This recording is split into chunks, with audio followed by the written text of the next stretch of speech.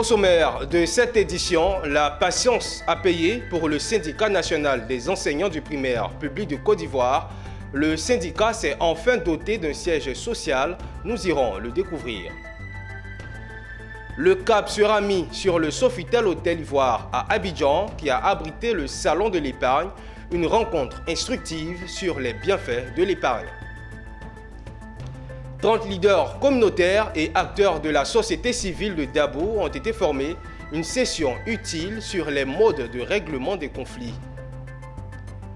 Et la 3e édition de Africa Santé Expo se prépare activement, un cadre d'échange et de partage d'expériences autour des problématiques qui minent le domaine de la santé. Les détails dans ce journal. Très heureux de vous retrouver pour cette édition de l'information. Madame, Monsieur, bienvenue. Merci de votre attention. Je vous l'annonçais en titre, l'attente a été longue. Après 37 ans, le syndicat national des enseignants du primaire public de Côte d'Ivoire s'est enfin doté d'un siège social. Celui-ci a été inauguré en grande pompe le vendredi 11 novembre en présence de la crème de l'éducation nationale de Côte d'Ivoire. Philippe Zabo et Richard Akeke étaient présents à cette inauguration. Chanter et danser partout dans le pays. Le grand jour est arrivé. La maison des enseignants est là, bien là, présente sous vos yeux. Ils peuvent pousser un ouf de soulagement. Après 37 ans d'attente, les enseignants du SNEPSI ont maintenant un siège dont ils rêvaient. Ce siège a été inauguré en grande pompe ce vendredi à Yopougon. Toutes les personnalités qui ont pris part à cette fête ont reconnu sa beauté, mais le sentiment de fierté reste le plus partagé. Je suis heureux, je suis un homme heureux. Vous avez vu, vous étiez là, vous avez vu Madame le ministre danser avec moi, Madame le ministre se manifester. Écoutez, c'est le nom du pays, c'est le nom, il s'agit de la Côte d'Ivoire. Tous ceux qui sont passés pendant des années, tous ceux qui ont travaillé en tant qu'enseignants, malheureusement, qui sont restés sans voir cette maison achevée. Bon, aujourd'hui, ils sont tous heureux de voir cette maison achevée. Tous les enseignants sont heureux et fiers. Parce qu'on a toujours dit que les enseignants ne savent rien faire. Les enseignants ne peuvent rien faire, sauf enseigner. Aujourd'hui, on a démontré que nous sommes capables de faire autre chose que l'enseignement. Depuis 83-84, on nous a précompté 3 000 francs par mois pendant 1 an. Et après ça, en 85, on a fait la pose de la première pierre et on a élevé le bâtiment. Malheureusement, il était arrivé un moment, tous les travaux étaient arrêtés. Ça faisait même la honte des enseignants. Mais Dieu merci, après 37 ans, je crois qu'aujourd'hui, ce bâtiment fait la fierté des enseignants de Côte d'Ivoire. Le siège du SNEPSI comprend une tour de 4 étages appelée Anne Alangba, du nom de la secrétaire générale du syndicat qui a posé la première pierre. Un auditorium de 1500 places appelé Andjou Andjou, du nom du secrétaire général actuel. La ministre de l'Éducation nationale, marraine de la cérémonie, a fait un don de 5 millions de francs CFA pour l'équipement de ce nouveau siège. L'ICI Express, un service de livraison, a organisé récemment une formation gratuite à l'intention de ses clients. La start-up travaille avec de nombreux autres opérants dans le milieu du e-commerce. Il s'agit pour la responsable de renforcer leurs capacités sur les meilleures options publicitaires et techniques de vente. Les détails avec Eunice Bogou et Augustin Kra. Pour promouvoir le marketing digital, la société de livraison l'ICI Express se tient aux côtés des hommes et femmes entrepreneurs. Ils sont au nombre de 43 à prendre part à cette formation. Le marketing digital option vente en ligne sur les réseaux sociaux. Aux 43 entrepreneurs qui ont décidé de se familiariser avec ces nouveaux outils de commerce. Objectif visé par cette start-up, renforcer les capacités des entrepreneurs à s'adapter au contexte nouveau et surtout améliorer leur rendement. Je viens d'animer une formation pour les clients de l'ICI Express afin de les aider à avoir les meilleures stratégies pour pouvoir vendre en ligne. Déjà de façon naturelle, sans dépenser en publicité, et ensuite pour ceux qui veulent utiliser la publicité, quelles sont les meilleures techniques? On a un bilan positif, nous sommes à notre deuxième formation. La première formation a réuni 200 personnes, cette fois-ci la salle aussi est encore remplie, on est satisfait, on est heureux, on espère organiser plusieurs autres formations comme ça. Une formation qui arrive à point nommé pour ces entrepreneurs qui s'en félicitent. Je crois qu'aujourd'hui, dans les prestations de services, nous sommes tous à la recherche de personnes, de structures, d'agences en qui on peut mettre notre confiance, on peut confier nos colis, notre argent et on dort, on est serein. Et ça, c'est l'ICI Express. Alors je suis très heureuse, moi, de participer aux activités qu'ils organisent pour leurs clients. C'est aussi l'occasion de booster le travail, de rappeler qu'il faut soutenir les entrepreneurs jeunes, mais aussi les entrepreneurs femmes. Et en juillet 2018, l'ICI Express est un service de livraison qui s'est donné pour leitmotiv le transporteur des émotions. Après 2 jours de débats, d'expositions, de panels et de masterclass, le Salon de l'épargne a refermé ses portes ce vendredi 11 novembre au Sofitel Hôtel Ivoire à Abidjan. Au cours de ces assises, banques, assurances et établissements financiers de tout genre ont instruit les visiteurs sur les bienfaits de l'épargne. Le compte-rendu de Philippe Zabo. Le point final du Salon de l'épargne a été incontestablement le CEO Talk. Un CEO Talk qui avait pour thème développer son intelligence financière. Il a été animé par 4 chefs d'entreprise. À bâton rompu, chacun d'entre eux, s'appuyant sur son expérience personnelle, a prodigué des conseils à l'auditoire, en partie composé de jeunes. Des conseils portant tous sur l'épargne. Notre objectif, c'est vraiment de créer une génération d'épargnants en Côte d'Ivoire. On n'est pas là pour faire des discours académiques. L'idée, ce n'était pas de parler d'économie. L'idée, c'est d'essayer de donner des astuces aux jeunes pour que ces jeunes-là comprennent que l'épargne et l'investissement sont importants. C'est pour ça que nous avons mis les 2 sujets sur la table, l'épargne et l'investissement. Et pendant 2 jours, on espère que ces jeunes-là auront appris quelque chose qu'ils vont mettre en pratique. Alors les conseils sont simples. Il est fondamental, capital d'épargner. Aujourd'hui, on ne peut rien faire sans l'épargne. Vous ne pouvez même pas acheter une maison si vous n'avez pas d'épargne. Vous ne pouvez rien faire sans l'épargne. Donc, il est important d'épargner. Et donc, à travers ce panel, nous avons essayé de donner quelques conseils aux jeunes. Les conseils sont simples. Épargner, c'est aussi réduire son train de vie. Les jeunes présents au Salon de l'épargne qui semblent avoir compris ce que ce mot signifiait. D'abord, il faut retenir que avant, il y a de cela 1 an, 2 ans, j'ai reçu beaucoup d'argent, mais je le gaspillais. Mais grâce à ces 2 jours, j'ai appris beaucoup. Le Salon de l'épargne a accueilli plus de 1000 visiteurs. Rendez-vous est donc pris pour le Salon de l'épargne 2023 où des innovations sont attendues. Comme annoncé dans les titres, l'Observatoire ivoirien des droits de l'homme a récemment initié une session de formation des leaders communautaires sur les mécanismes de règlement de conflits dans la région de Dabou. Il s'agit d'une activité visant au renforcement de capacités de 30 leaders et acteurs de la société civile de Dabou sur les modes alternatifs de règlement de conflits afin de parvenir à une cohésion sociale durable dans cette localité. Le reportage de Michel Brou et Doumbia Ayuba. La cohésion, l'unité et la solidarité, des thèmes qui ont pris leur sens à cet atelier de formation sur les mécanismes de prévention et de règlement de conflits. Les responsables de l'Observatoire ivoirien des droits de l'homme l'ont bien compris. Cette institution a rassemblé chefs de village, guides religieux et leaders de jeunesse de la localité de Dabou pour leur inculquer les mécanismes de règlement de conflits. Un cadre d'échange donné aux participants pour partager leur avis sur les questions liées au conflit afin d'en tirer un meilleur profit. Une action soutenue par la secrétaire générale de la préfecture de Dabou. Le gouvernement ivoirien, que monsieur le préfet de la région des Grands Ponts, préfet du département de Dabou, a l'honneur de représenter, se félicite de cette belle initiative de l'ONG, dont la vision première est de contribuer à l'instauration d'une réelle stabilité et d'une véritable paix dans le cœur des populations vivant en Côte d'Ivoire. Une occasion pour les initiateurs de révéler les motivations de cette rencontre. Puisque les conflits se répètent, il y a comme des limites aux propositions que les politiques font.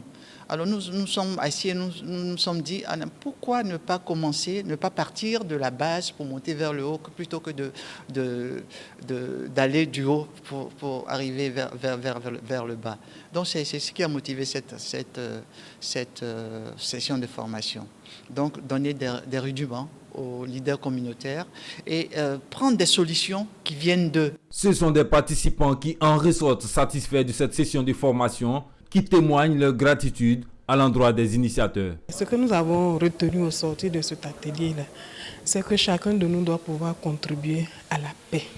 Nous devons tous être des adeptes de paix, mais par-dessus tout, nous devons apprendre à être tolérants et à accepter les différences de l'autre. La session de formation sur les mécanismes de règlement de conflits initiée par l'Observatoire ivoirien des droits de l'homme est issue du projet Promotion et Dialogue politique inclusive à travers une démarche ascendante et participative de Côte d'Ivoire. Prévu pour une durée de 2 ans, il a débuté depuis juillet 2022 et vient consolider la cohésion par la formation dans cette localité. Nous ouvrons la page santé pour parler de la 3e édition de Africa Santé Expo. En prélude de cet événement, le ministère de la Santé, de l'Hygiène publique et de la couverture maladie universelle était face aux hommes de médias dans l'optique de présenter les grandes articulations de ce salon international dédié à la santé qui se veut un cadre d'échange et de partage d'expériences autour des problématiques qui minent le domaine de la santé. Cette année, ce sont 10 000 participants qui sont attendus du 1er au 3 décembre prochain sur les bords de la lagune Ébrié. Serge Evradeo et Doumbia Ayuba nous en disent plus. Réunis sur une plateforme, les acteurs africains et internationaux pour faire l'état des lieux et le partage de retours d'expérience sur la problématique de la santé. C'est l'objectif que vise l'Africa Santé Expo, un forum international consacré à la santé. Pour cette 3e édition, placée sous les auspices de la maturité, le salon axera ses travaux autour du thème « Santé, beauté et bien-être des solutions nouvelles adaptées à l'Afrique ». Depuis 2 ans, depuis la crise sanitaire, chacun de nous a fait des innovations dans son pays. Il est temps que le monde de la santé se retrouve pour que ces innovations puissent nous aider à trouver des solutions nouvelles adaptées à l'Afrique. On a des maladies spécifiques. Donc il y a une façon de prise en charge par rapport à nos spécificités. C'est pour ça qu'il faut venir à Africa Santé Expo pour découvrir tout ça. Cet événement se fera sous l'ancrage institutionnel du ministère de la Santé, de l'Hygiène publique et de la couverture maladie universelle. Aujourd'hui, la problématique de la santé, c'est une problématique qui est holistique. Il faut prendre la santé dans sa globalité.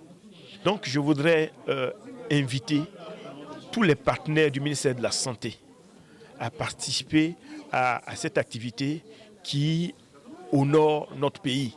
Africa Santé Expo 2022, c'est plus de 100 entreprises exposantes, plus de 10 000 visiteurs de par le monde, désireux de rencontrer des décideurs des secteurs de la santé, de la beauté et du bien-être et plus de 10 webinaires avec des experts internationaux. Il se tiendra du 1er au 3 décembre 2022 au Sofitel Hôtel Ivoire d'Abidjan.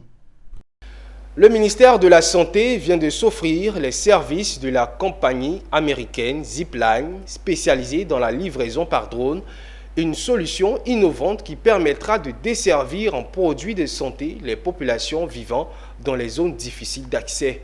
La solution a été présentée à la presse le jeudi 10 novembre au cabinet du ministère à Abidjan-Plateau, Walter Kofi et Marius Seri.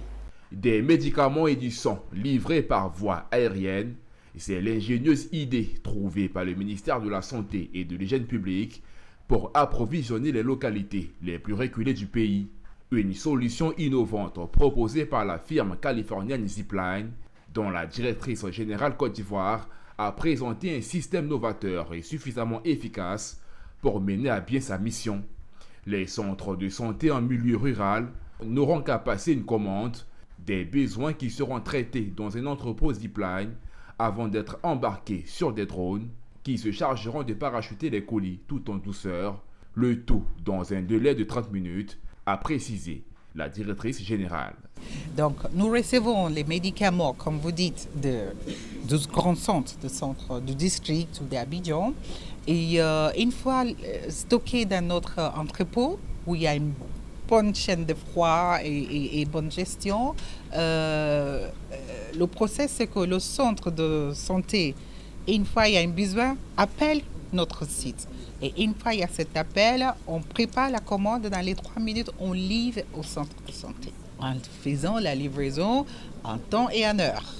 Donc, une personne a besoin d'un médicament, au lieu de venir très loin pour procurer son médicament, le centre de santé est rassuré qu'ils peuvent soigner 24 heures sur 24 toute personne qui vient à eux pour toutes sortes de maladies. Le directeur adjoint de la santé représentant le ministre a salué la présence de Zipline en Côte d'Ivoire. Il a noté que le Haut-Sassandra, dans le département d'Issia et de Daloa, a été retenu pour abriter la phase pilote du projet.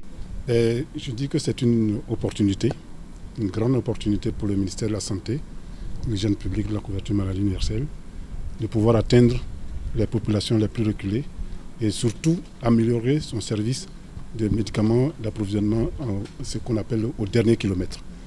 Parce que avec cette technologie, nous allons réduire de façon drastique toutes les possibilités de rupture.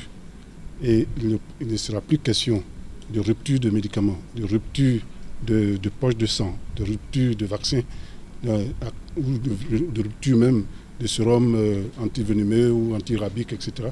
Notons que Zipline a fait ses preuves au Rwanda, au Nigeria et au Ghana, installé en Côte d'Ivoire, précisément dans le Haut-Sassandra. Zipline permettra de livrer des médicaments, du sang et des vaccins dans 150 centres de santé, prévoyant de s'étendre sur Bandoukou. Le festival de musique de Cocody, en abrégé FEMUCO, se tiendra du 2 au 4 décembre 2022 dans la commune de Cocody. L'annonce a été faite le vendredi 11 novembre lors d'une conférence de presse au bureau de l'UNESCO à Abidjan. La 5e édition est placée sous le thème « Stop à l'incivisme sur la route », un thème qui s'inscrit dans une démarche de sensibilisation des usagers de la voie publique. Les détails avec Pierre Tebeu et Ismaël Doza. Et c'est reparti pour le FEMUCO. Cette année 2022, le festival de musique de Cocody entre dans sa 5e édition. Un festival culturel qui offre l'occasion aux fils et filles de la commune de Cocody de se retrouver et d'apporter de la gaieté et la joie dans les différents quartiers. Cet événement annuel se déroulera du 2 au 4 décembre 2022 avec un programme tout aussi varié qu'alléchant. Des conférences, des actions sociales, du sport et de la gastronomie seront au rendez-vous de cette 5e édition du FEMUCO. Un festival à Cocody digne de son rang ne pourra se tenir sans l'appui des partenaires et pour cette année, le bureau de l'UNESCO d'Abidjan compte soutenir l'événement. Le bureau de l'UNESCO, bien sûr, va soutenir l'ensemble de vos initiatives. Au-delà surtout de cette 5e édition du festival, nous allons mettre à votre disposition tous les spécialistes du bureau pour que, effectivement, cette 5e édition soit une réussite totale. Au-delà du festival, les responsables entendent soutenir plusieurs actions caritatives. Il y a un financement qu'on va faire. Le financement, c'est des projets. Les jeunes de Cocody auront des projets que nous sommes en train de développer au fur et à mesure. Et les meilleurs projets seront accompagnés comme on peut le faire. Le FEMUCO présente un bilan élogieux depuis son lancement. Le FEMUCO, ce n'est pas que la musique, et il y a le social. Aujourd'hui, quand vous passez à la Riviera Palmeraie, vous voyez le commissariat du 35e arrondissement, c'est nous qui l'avons réhabilité. Il était carrément délabré. Nous avons réhabilité tout le commissariat, ça nous a fait plus de 6 à 7 millions. On l'a réhabilité, on a reçu les remerciements du directeur général de la police. Nous avons réhabilité le groupe scolaire Quadio Assaoui qui fait 6 écoles en même temps. Le festival de musique de Cocody, FEMUCO, a été créé par une jeune équipe pour la promotion de la commune de Cocody. Ce festival, qui se tiendra du 2 au 4 décembre 2022, entend présenter aux festivaliers la chic commune de Cocody. Le village de Bonzé, situé dans la commune de Yamsokro, a abrité la journée de la femme rurale organisée par SOS Village Enfants de Yamsokro en collaboration avec la communauté de développement communautaire de Bonzi. La cérémonie était placée sous le thème « Les femmes rurales face à la crise mondiale du coût de la vie ». Le reportage de Charles Kouakou.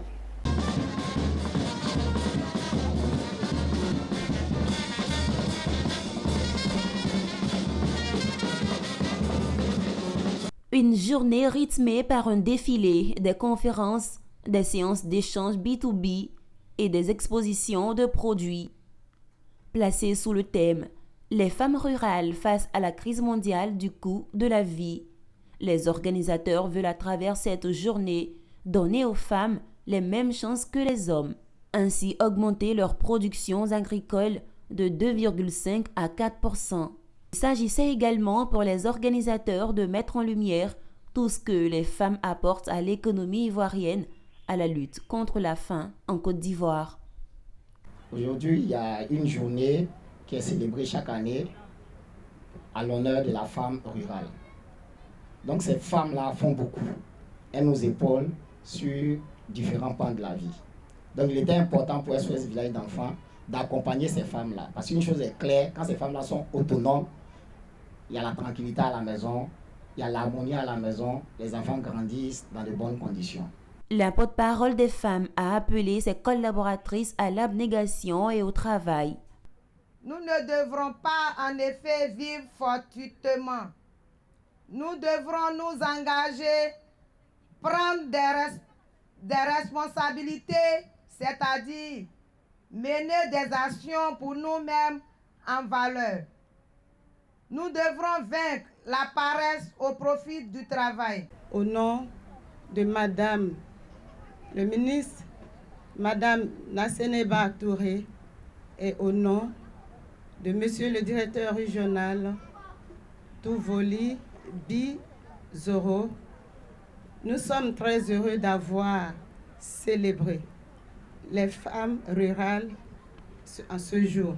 Pour rappel, la Côte d'Ivoire compte 25,5% de femmes rurales, représentant 6 millions d'habitants. Elles évoluent dans le secteur agricole et mènent diverses activités, allant de la production à la commercialisation, en passant par la transformation. Direction la ville balnéaire de San Pedro, où les populations étaient en fête. Récemment, s'est tenue la 3e édition du festival Anabreaoui Festival, un événement qui vise à faire connaître et valoriser la culture bakoué. Abel Kouao dans un commentaire de Diane Kablancan. Le festival Anabreaoui, c'est la culture du peuple bakoué dans tous ses états.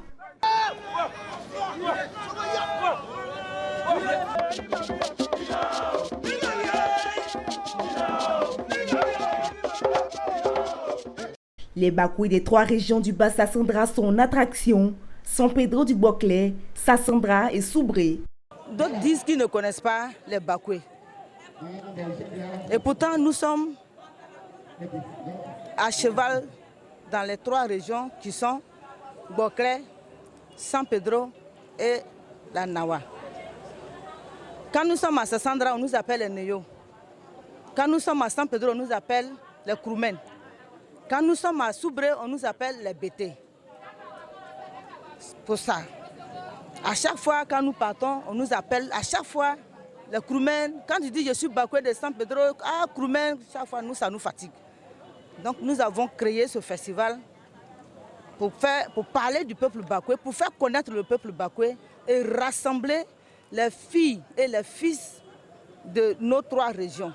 C'est ce peuple-là, ce peuple bakoué qui est venu aujourd'hui vendre sa culture, proposer sa culture à nos frères, à la Côte d'Ivoire. Plusieurs jeux et concours étaient au menu, entre autres le concours de Sassou, concours Nana, des contes et des jeux culturels, ainsi que des prestations d'artistes. Les bakoués initient donc un festival dans le cadre de la valorisation de leur culture. Je puis dire avec assurance que j'ai été épaté et très heureux de voir qu'une ethnie comme le bakoué, à l'instar des autres ethnies de la région, je vais parler des Kroumen qui ont initié un festival il y a de cela 2-3 mois. J'ai été donc heureux de constater que les choses se sont très bien passées.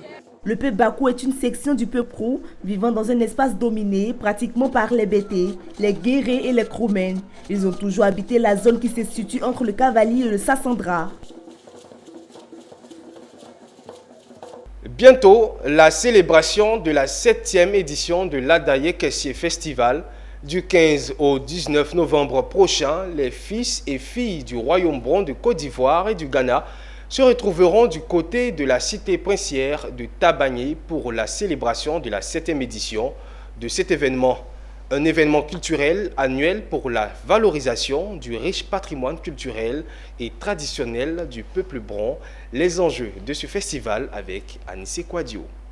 Prévu se tenir du 8 au 12 novembre, c'est finalement du 15 au 19 novembre prochain à Tabagny que se tiendra la 7e édition de la Daye Kessié Festival. L'initiative de la Fondation Daye Kessié a initié une caravane de mobilisation des populations de la région du Gontougo. La Daye Tour a sillonné plusieurs localités, à savoir Kwasida Tekro, Kunfao, Tonda, Transua, Assuevri, Gouméré, Bondoukou, Sorobongo, Saplé-Sepingo, Sandégué, Tabagny et Kadenan. Le report se justifie par la tenue de la COP27 qui se tiendra en Égypte. Plusieurs partenaires qui accompagnent la Daye Kessié Festival ainsi que les autorités de haut rang seront tous présents à ce rendez-vous mondial. D'où il fallait pour le commissaire général de la Daye Kessié de reporter l'événement du 15 au 19 novembre prochain qui verra la participation de plusieurs autorités du gouvernement de la République de Côte d'Ivoire. Vous avez une grande invitation à tous les peuples de Bondoukou de pouvoir être présents cette année à la Daye Kessié pour valoriser les us et coutumes